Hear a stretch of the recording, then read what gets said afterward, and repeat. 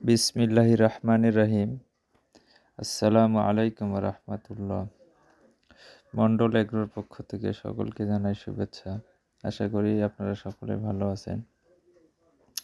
যাই হোক, এখন মোটামুটি পানি দিয়ে সব পাশে ভিজে টিজে রাখা কাজ শেষ। এখন মূলত আমরা জৈব সার দিব।